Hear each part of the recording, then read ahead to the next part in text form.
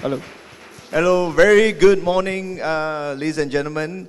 I think, thank you for attending the CFA Career Day 2023.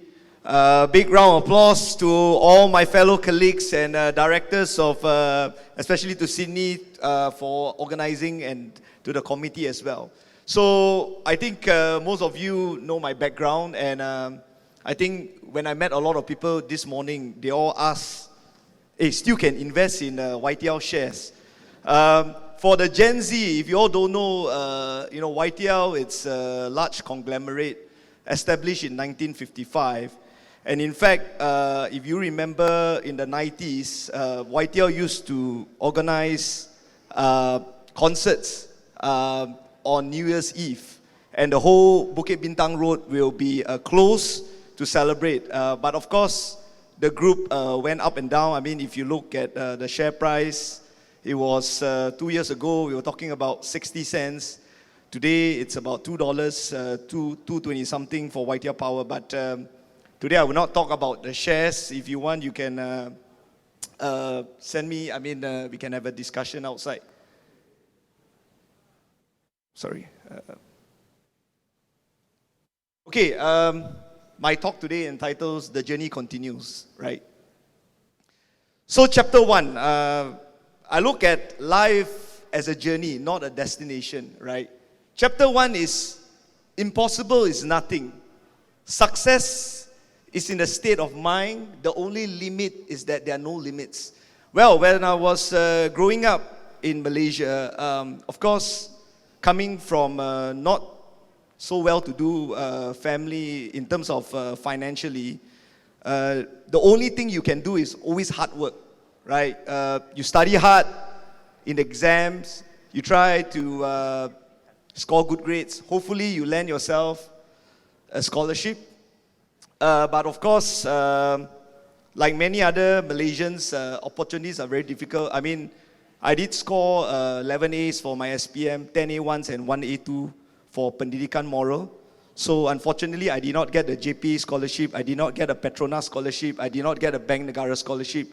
And unfortunately, my dreams of studying in Ivy League University, which is, it's always my dream, but unfortunately, I'm unable to achieve that. So what do? Right? Is it game over? Don't think so. I end up taking STPM, Form 6. As you know, STPM is also one of, dubbed, besides CFA, is also dubbed as one of the hardest examination because it's not like A-levels. A-levels, you have 2 levels, AS and A1 or whatever, but STPM is just one exam.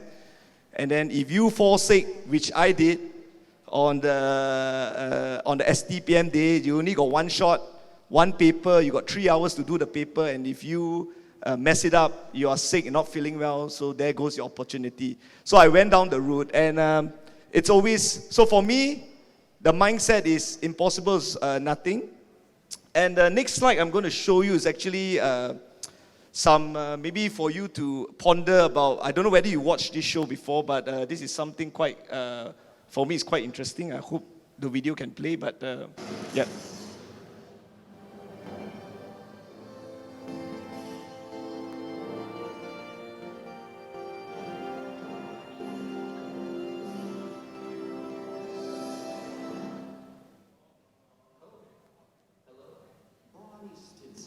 You've achieved great success in business, athletics, and personal relationships, and have been an inspiration to many people. What do you recommend to your numerous admirers who want to reach their highest potential? The first thing you need to know about success is that it doesn't just come to you. Most people associate success with money and power, but really, it's a state of mind. Success, the only limit is that there are no limits. All my life, I have dared to go past what is possible to the impossible. Actually, past that, to the place where the possible and the impossible meet to become the possible. If I can leave you with one thought, it's this: nothing and everything is possible.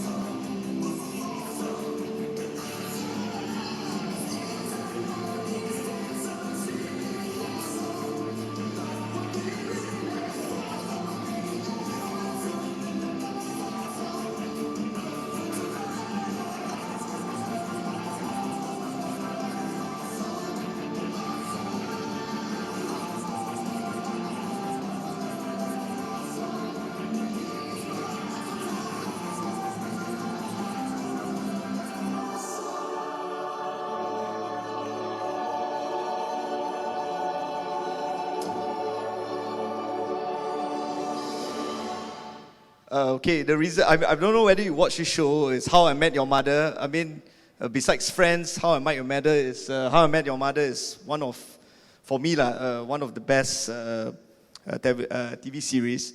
But basically, why did I show the clip was because the first few quotes that I came across when I was doing my research for this talk, it pointed me to that video. So I thought it was something interesting. And I think, end of the day, when writing CV, like what Hayes mentioned, I think it's also good to also, one of the good things is that also to put up what are your positive traits. But for Barney Stinson, this guy clearly has a lot of confidence, I would say. So anyway, chapter 2 of my life. Imagination is more important than knowledge. Knowledge is limited, imagination encircles the world. Who knows who quote this? Okay, wow, looks like none of you are a science student here. Actually, this quote is by Albert Einstein. So when I was growing up, because maybe inspired by my brother, we all like physics a lot. We like NMATs a lot. So naturally, I'm a science student. So I like physics, I like biology and everything. So Albert Einstein, when I was studying physics, Albert Einstein kind of inspired me to say, hey, look, I want to do engineering. I like physics. So naturally, I actually studied engineering. So from Form 6, I got into University Tenaga Nasional. If you know, it's located in Kajang. It's a university under Tenaga Nasional Berhad. Graduated first class honors as a mechanical engineer, won several prizes, won the Chancellor Award. So basically, I was valedictorian. So basically, as life has it, I didn't get to go into Oxford or Cambridge University. But that did not stop me for saying that if you have an opportunity, although it's a local university, make sure you do the best. So I graduated from university, and my first job, yeah, that's me. Back then, thinner, more lean, more handsome, because I used to climb up boiler stacks every day, so I was much fitter back then. So my journey, I started up as a project engineer at YTL Power Seraya in Singapore. Okay, remember that because that will be your quiz question later. Anyway, I started as an engineer, project engineer. And to be fair, I like engineering a lot.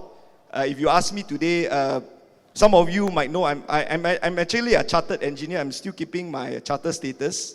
So basically, I still keep my engineering knowledge. Unlike what Mr. Aaron was mentioning just now, a lot of his friends left engineering to go into the investment banking.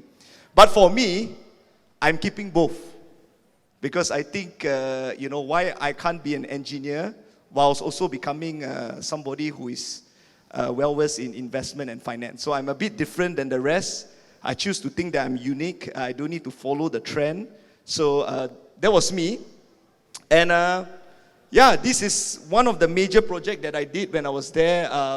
If you look, I was involved in the 800 megawatt a construction of an 800 megawatt cogeneration combined cycle plant. Now, I think most of you, I don't know how many of you are engineers here, but basically, when you talk about cogeneration combined cycle plant, it's basically they are run by gas-fired. Cogeneration meaning that we can also supply steam to the chemical customers that require steam. So this was in Jurong Island, Singapore. I was also involved, basically there's 2 units, block 30 and 40. So I was involved in construction every day going into Jurong Island. As you know, Jurong Island is a small island outside Jurong. So I got to go in to work every day at 6 a.m.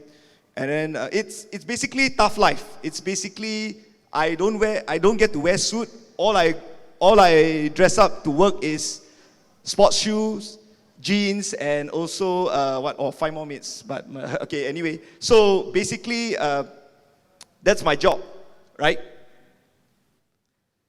Chapter 3, the road not taken.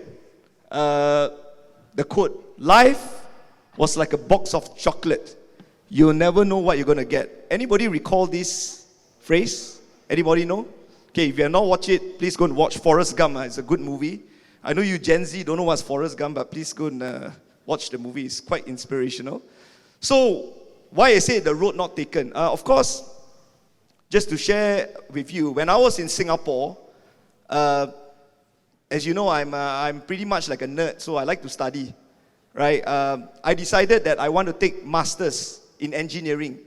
So I went to go and apply in NUS, National University of Singapore. I thought, okay lah, cannot get into Oxford, Cambridge, at least go to NUS lah. NUS is top 20 in the world, right? So at least still one of the Ivy Leagues lah.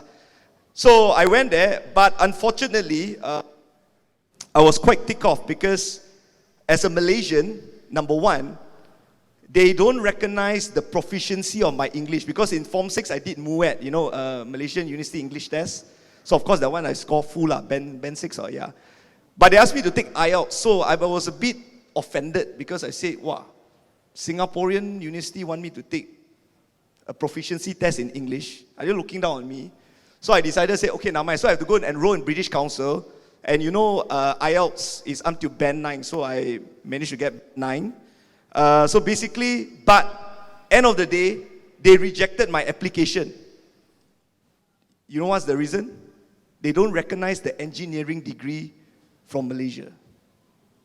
So that was the stumbling block. I said, what do you mean? Engineering is what? So they just reply officially that they don't recognize my engineering degree. So what do I do next?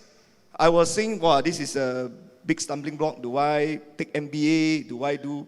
So one day I consulted my director in KL, and then he said that, you're too young. No point doing an MBA because MBA basically, and sorry, no offense to those who have taken MBA here, but it's basically more networking. You need to have achieved a certain position in life, more experience and everything to take MBA. So they say, why don't you try this exam, CFA? I thought, what is CFA? I've never heard before. What is this Chartered Financial Analyst, right? So I decided to do some Google. And what really inspired me is that they say it's a gold standard for investment, gold standard certificate and everything. I didn't say, like every other exam, everybody will claim that their exam is the toughest in the world, But until I Google this, I Google the CFA exam result, the historical result. And this is the fact that you all should know. And if you decided to see whether this program is worth it or not. As Resina mentioned early this morning, that this exam is established in 1963. Out of 3.6 million candidates today, only 308,000 people has passed all 3 levels. That is less than 10%, 8%. This is not some degree that, there was a joke made by, Sultan Johor a few years ago. He said he throw a stone, he hits one datuk, goes to another datuk, hits another datuk, bounce back another datuk. Sorry, I'm not mocking the datuks here, but what I'm saying is that this exam is so exclusive that money cannot buy and the passing rate is so low. Only 8%. And that's why that gives me the thing that, okay lah, if I don't get into Oxford or Cambridge, at least if I pass this exam, I can shout out to the world that I'm there. I mean, you know, certain circumstances, not that I cannot get into Oxford and Cambridge, not that I didn't try, but because of financial circumstances, I didn't get it. So anyway, CFA journey, why did I pick these two photos? Singapore Expo, because in level 1, I was in Singapore. I took my first exam in Singapore Expo. And then after that, I got a call back. After I passed my level 1 exam, YTL Power corporate office called me back to say, hey, I think it's time for you to stop doing your engineering, come back to the business development, come back, report directly to the managing director. We're going to do the real thing, right? And then when I came back, Sunway Pyramid, if you guys recognize this, because I finished my level 2 and level 3 at Sunway Convention Center. So these two buildings are very iconic to me because when you take exams, normally it's, in the university hall. But I understand now everything is online, so maybe you don't need to go to such buildings. But this was my life. So some of the key deals that I closed, I think the first one on the right, 2014, that was the first M&A I did. I lead the project. I did a presentation to the board. There's this company called Consortium Jaringan Selangor Sdn Bhd. 2014 revenue was only 20 million. Today, as we speak, revenue is 160 million. So the company grew 8 times after we took over. You can see that we also did the power export 100 megawatt to Singapore. I did the Tuas Spring completion. If you know, we bought over high flux Tuas Spring. This is one of the M&A. Recent news in Rawang, we're developing waste to energy projects. So I'm heading that project as well. We're going to invest 4.5 billion ringgit there. Jordan project, this is one of the key, developed for 7 years, more than 7 years. 2017, we achieved financial close, and then we managed to close it. More news that basically just to tell you that these are the work I'm doing now. Green data center in Johor, digital banking. Those who don't know who's YTL, yes, we are in digital banking. We sold off Electranet, and then so there's other news. So basically, I wanted to show you this project because it's quite close to my heart. Developed this project for a long time. How many of you know where Jordan is? Hashemite Kingdom of Jordan. Well, it's basically just across Israel. You know, you want to go to the promised land, so Israel is there. So if you look that we started the project, this is a bare desert, right? And then the end product we have managed to commission this year. And just to let you know, it's the largest project financing in Jordan, 2.1 billion US dollar. And I was involved in the entire financing and also development of the project from the EPC part. That means when I was doing the EPC contract negotiation with the EPC contractor, I was wearing an engineer cap. After that, when do financing, due diligence and the debt capital market raising with the Chinese banks, ICBC and BOC, the two largest banks in China, we managed to secure 1.6 billion debt. And this is part of the One Belt, One Road, the largest ever private, I'm not talking about sovereign government lending with China, private funding project backed by Sinosia. And this is where President Xi Jinping took photo with King Abdullah in a ceremony in China regarding our project. Okay, basically this is my final slide, chapter 4. The journey continues, right? The word impossible only exists in the dictionary for fools. Who said that? Basically is Napoleon Bonaparte said that. You know Napoleon Bonaparte, he's a short, stumpy and fat and ugly French guy. Rose up to the rank as not only the general, but he died as, he called himself the emperor. You know, if you look at all the battlefields he has won. So he used to utter this word, that the word impossible only exists in the dictionary for fools. So that's probably my last slide. And I think we are running out of time. If you have any question, please do connect with me at LinkedIn. And you can ask me anything. And just for your information, actually I've just posted a job posting on LinkedIn, and actually I'm opening up, my team is opening up to hire a role of an analyst. So if you like what you have seen, what YTR Power has been doing and everything, that's our department, that's my department. If you're interested, please send me your CV, please apply on LinkedIn. Thank you very much. Thank you. Thank you very much. Ladies and gentlemen, a round of applause for Dominic Hua. Thank you for joining us here this morning. And thank you for inspiring and encouraging us to move forward. Next speaker, ladies and gentlemen, without further ado, let's welcome Bobby Lee, CFA Director, CFA Society Malaysia. Let's give him a round of applause, everybody. Well, the crowd getting lesser. Thank you, Dominic. I have to cut short my presentations now.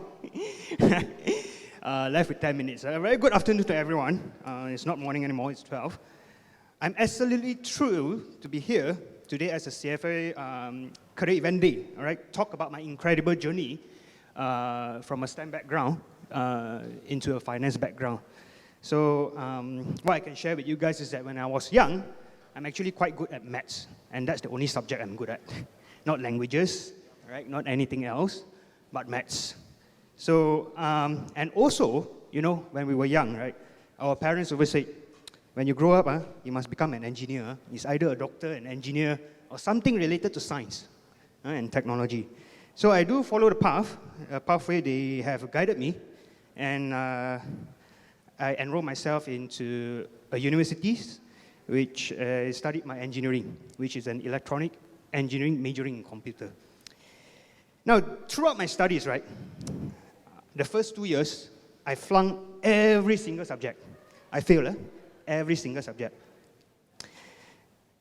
And then I got expelled from my university. So that was a pivotal point for me. If I choose to become a dropout, I could become Bill Gates, right? Usually people say drops out, become an entrepreneur. But what happened is that I chose to appeal back and told myself that, you know, you have wasted a lot of time and it's time to study. So eventually I continued back my university journey. I completed my degree and I became an engineer, proudly, to my parents. I said, hey, look, you know, even though I failed, I flunked, I became an engineer. While I was an engineer, I'm actually, he was a project engineer. Right? For me, myself, I'm a technical engineer, testing and commissioning. So what happens is the same. We have to climb buildings. Right? We have new structures, everything. I was actually a specialist in elevator. So, you know, when they built 30 stories floors of building, who's the first one to climb up? It's actually me. All right, it's actually us. So, and one fine day, 3 years in the job, one fine day, I fell. 3-story floors, I fell down. Then it started to make me thinking, was it worth it or not? You work so hard, all right? And then it pushed me to an age that, you know, I think life is much more important. So what can I do next? No idea. Totally no idea what I can do. So what happened was that I was thinking of myself, you know, since I'm good at maths, where can I venture myself into, all right? I've missed the opportunity to become an entrepreneur as a dropout. Then eventually I went to a seminar. It's not CFA, but it's finance related as well. And they talk about investments, they talk about, you know, returns, they talk about profits and so forth. That started to get me thinking, you know what?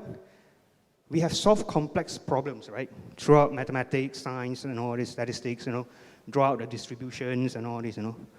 Why not we use these skill sets and apply it into the finance industry? So I took a very bold move after 5 years as an engineer. Hefty pay cut. I joined my first job as a banker. I joined public bank. That time, it's like what Aaron mentioned, you need to take a bold move. So hefty pay cut, joined the banking industry.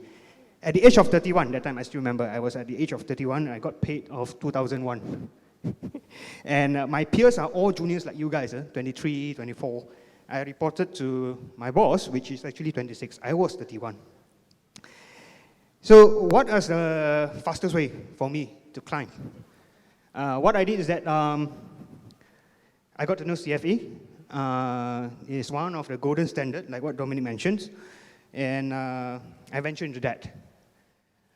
I know I wasted a lot of time during my university days and also my engineering experience, working experience. So what I did is that within 3 years, I completed all 3 certificates, which is CFA, FRM, and also CAIE. Then that get me ventured into my first investment banking job. I don't know whether you guys heard of this company, OSK Investment? No, yes, still, but that now is a property group, OSK Property Group. So that was my first investment banking job. I'm actually a risk manager. We merged with RHB eventually, and then I got to move on to become a consultant as well. So my journey is actually quite interesting. I jump around, I do a lot of different kind of things. Went into a big fund, biggest fund house in Malaysia, and now I'm actually in the GLC as well, right, other than banking. So that's probably my journey throughout the entire career path.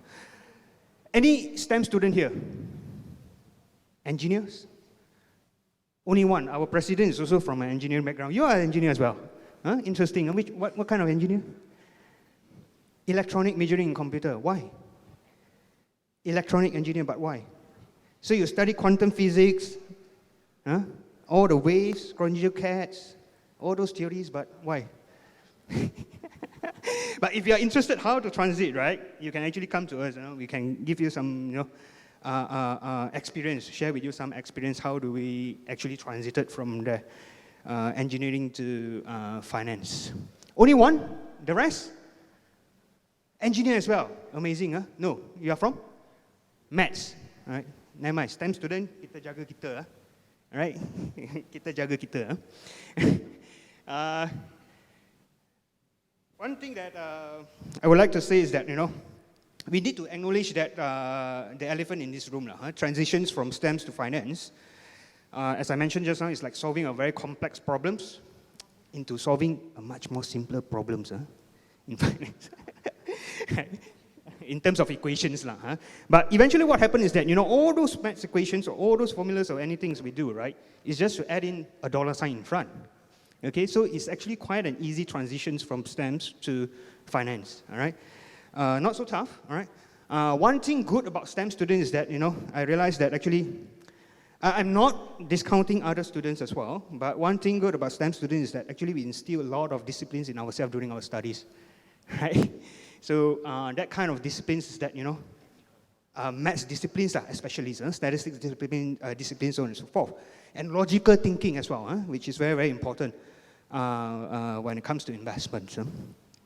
So this kind of transitions, right, it's like you are suddenly dealing with 1 and 0, all right, all the coding skills that you learn and all this, and then you venture into a very unpredictable environment, which only one laws apply. What laws, anyone? Murphy laws, right, they said. So what happened with, what is Murphy laws, anyone? What goes wrong will eventually goes wrong. So that is investment field. But not to worry, sometimes when we make mistakes, right, we still make money.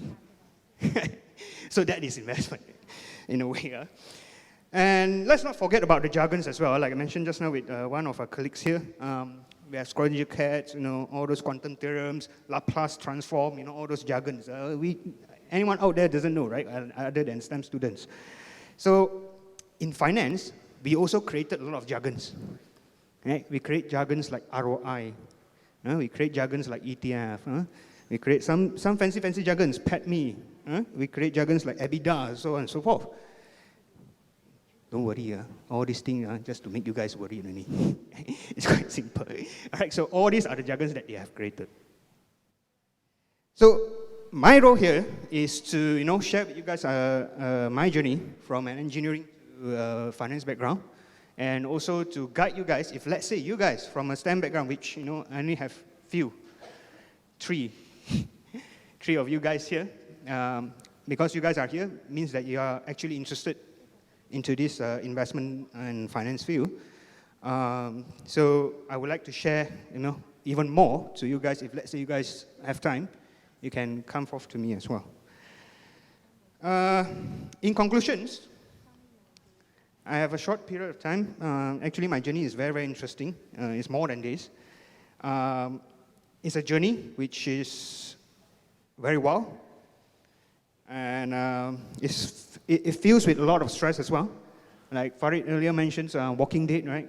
Every time when you finish your work, it's just like a dead body walking on the street. And but don't worry, okay? We are here to guide, and also you are on your own to chart your own path. Okay? Wherever you want to go, you can do that with determinations and disciplines, which is important. So thank you very much. It's just a short one. We will come to a Q&A sessions now first, right? Or later? Later, all right? So thanks a lot. Appreciate your time here. Round of applause, ladies and gentlemen, for Bobby Lee, CFA Director, CFA Society, Malaysia. Thank you very much for spending some time with us up on stage. Next speaker. Now, a quick reminder as well, please do not go anywhere because we're going to be having the quiz right after this. And you know what they say about the number of audience? The less people, the more chances you will win something. So stay here, okay? Next speaker, ladies and gentlemen, let's welcome Kien Poon, CFA Country Head Funding Societies, Malaysia, up on stage. Let's give him a warm welcome, everybody. Come on. Can I use this one?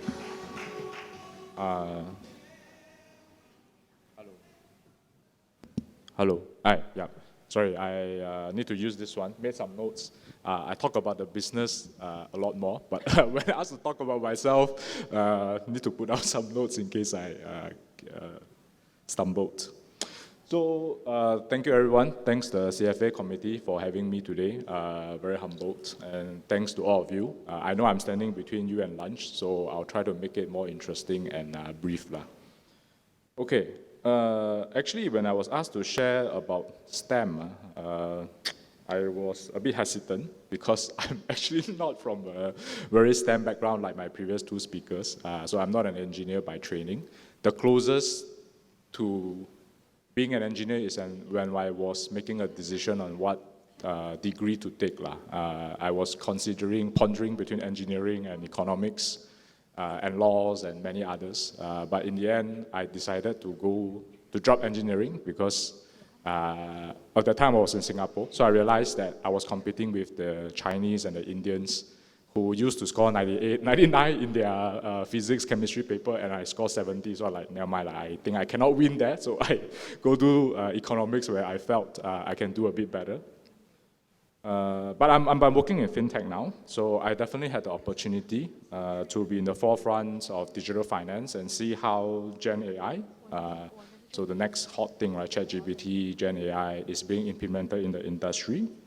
But that's as far as I go lah. So, but maybe these days with Gen AI, you can cheat your way lah into a junior engineering role. So you just need to type in the questions and it'll give you some simple codes, right?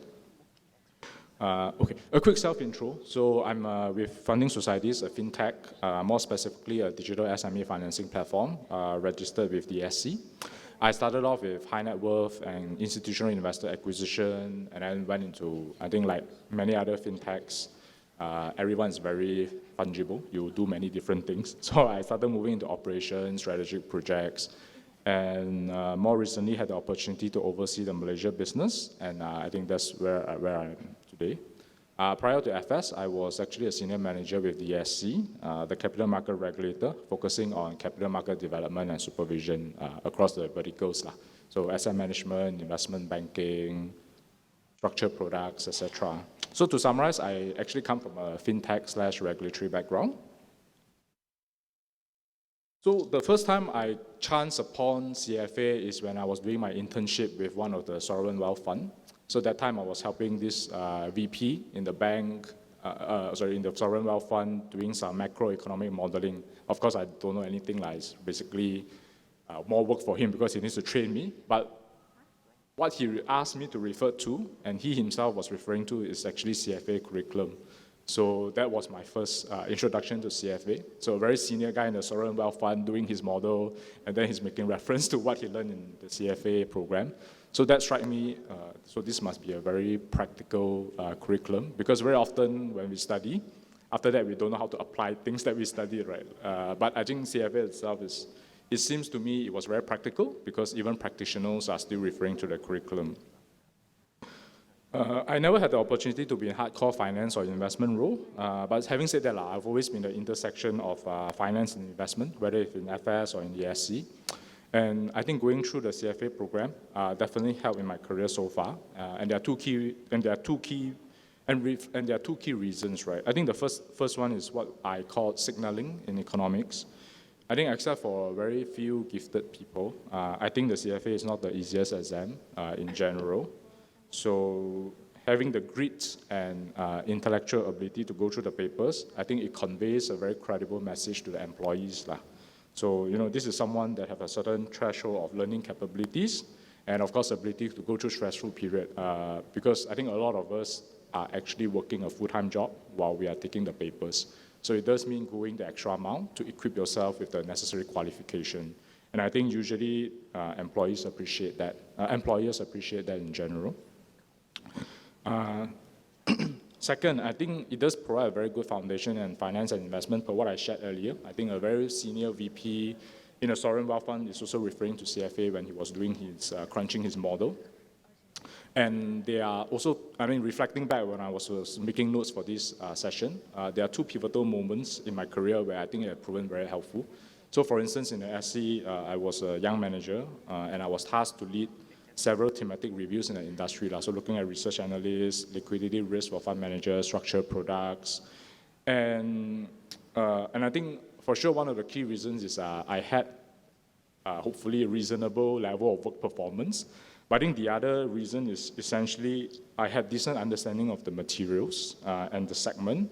And that is obviously through the CFA program, right? So with what I've learned, I was able to understand the conversations with the industry experts and as a result make the necessary policy recommendation. So because of these projects, I was also fast-tracked and got a promotion subsequently. So I think that is one pivotal moment where CFA has really been very helpful in my career, although not specifically in investment or investment banking per se, but the knowledge that you gain is actually very helpful. Second, so I was with SC close to 7 years. That was my first job. Amazing place, gave me a very solid foundation. But I think I started my career with the SC, and I think after 7 years, I think as a younger person back then, so I was also looking out, trying to ask myself, hey, what more can I do, right? Like, fine, I understand regulations, but if I go out, can I run the business P&L successfully? Can I do sales, right?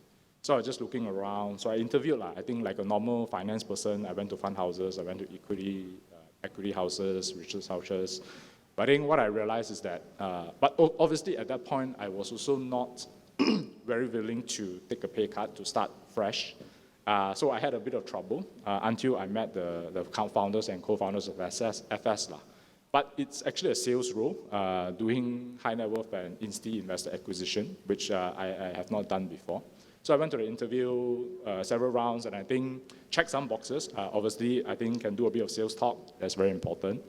Have been in the industry for some time, so had some network. Okay, so that's fine as well.